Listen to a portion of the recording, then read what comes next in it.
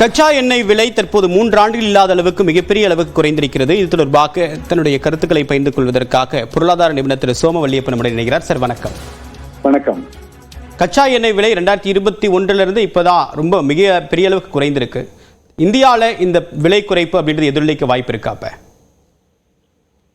நிச்சயமாக ஜனவரி 24க்கு பிறகு மிக அதிக அளவில் குறைந்திருக்கிற அளவு என்று சொல்கிறார்கள். இடையில கொஞ்சம் அவ்வப்போது இந்த யுக்ரைன் வார், மிடில் ஈஸ்ட் வார் இது போன்ற காரணங்களால நடுவில் கொஞ்சம் உயர்ந்தாலும் மீண்டும் இறங்கி இப்பொழுது எப்போதும் இல்லாத அளவாக, பல மாதங்களில் இல்லாத அளவாக $70 அருகே வந்திருக்கிறது. இந்த குறைப்பு என்பது பல காரணங்கள் சொல்கிறார்கள். ஒன்று, லிபியன் ஆயில் வராமல் இருந்தது, இப்போது சந்தைக்கு வருகிறது.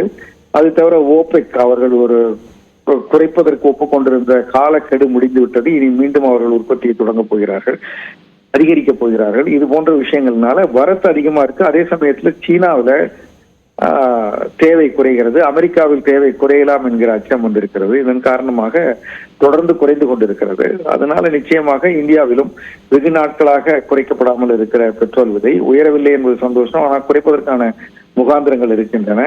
இந்த பெட்ரோலை இறக்குமதி செய்து சுத்திகரித்து விற்று கொண்டிருக்கிற நிறுவனங்களுடைய லாபங்களும் கடந்த காலாண்டுகளில் சிறப்பாக இருக்கிறது. அவர்களும் தொடர்ந்து லாபம் ஈட்டிக் கொண்டிருக்க வேண்டிய அவசியம் இல்லை, அவற்றை மக்களோடு பகிர்ந்து கொள்ளலாம்.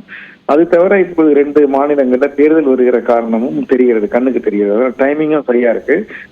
உலக லெவலில் கச்சாயினுடைய விலையும் குறைந்திருக்கிறது, வெகு நாட்களாகவே குறைந்திருக்கிறது. இது ஒரு டெம்பரரி பிளப் சொல்ல முடியாது. இது நிச்சயமாக இன்னும் கொஞ்ச நாளைக்கு சௌரியமாக தான் இருக்கும் போட்டுக்கின்ற விலை. அதனால நிச்சயமாக இப்போது குறைப்பதற்கான வாய்ப்புகள் பிரகாசமாக இருப்பதாக நான் நினைக்கிறேன். வாய்ப்பு இருந்தாலும் கூட மத்திய அரசு அண்மை காலங்களில் கோவிடுக்கு முன்பாக சரி, அதற்கு பின்பும் சரி, இன்டர்நேஷனல் மார்க்கெட்டில் ஏறக்கூடிய ஏற்ற இறக்கங்களை மக்களுக்கு பாஸ் ஓவர் பண்ணுறதுல பெரிய அளவுக்கு எண்ணெய் நிறுவனங்களோ மத்திய அரசோ ஒரு ஆர்வம் காட்டாத மாதிரி தானே இருக்கு. அது எப்படி பாஸ் ஆகும்னு நினைக்கிறீங்க?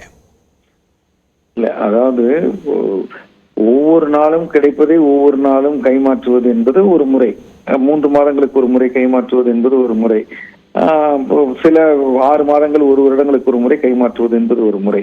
ஒரு மிகப்பெரிய எண்ணெய் நிறுவனங்களும் இந்தியாவினுடைய வளர்ச்சியில மிக முக்கிய பங்கு வகிக்கிற ஒரு அமைப்புகள். அதாவது விலை இறங்குற போதெல்லாம் எங்களுக்கு கொடுத்து விடுங்கள் என்று சொன்னால், விலை ஏறுகிற போது அதை மொத்தமும் மக்கள் தலையில கட்ட முடியாது. அப்போது இந்த நிறுவனங்கள் தான் ஏற்றுக்கொள்ள வேண்டியது வரும். உலகத்துல பல்வேறு காரணங்களால மிக அதிக அளவில் கூட கச்சா எண்ணெய் முன்பு உயர்ந்தது போல உயர்வதற்கான ஆபத்துக்கள் இருக்கின்றன.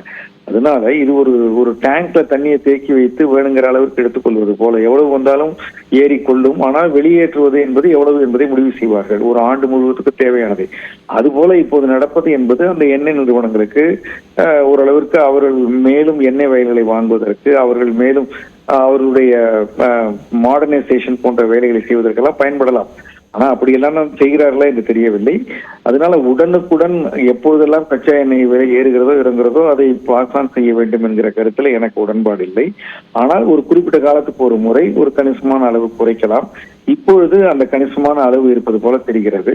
முன்பு ஒரு $8 குறைத்தார்கள், $2, 20 பைசா 30 பைசா தினசரி குறைப்பதனால யாருக்கும் ஒரு பெரிய அளவில் ஒரு மாற்றம் தெரிந்து விடாது, நிறுவனங்களுக்கும் அது பயன்படாது. அந்த விதத்துல பார்த்தா இது கொஞ்சம் தள்ளி போய்விட்ட காலம் தான், இன்னும் கொஞ்சம் முன்னாடியே செய்திருக்கலாம். ஆனால் இப்போதாவது செய்ய வேண்டும் என்று நினைக்கிறேன்.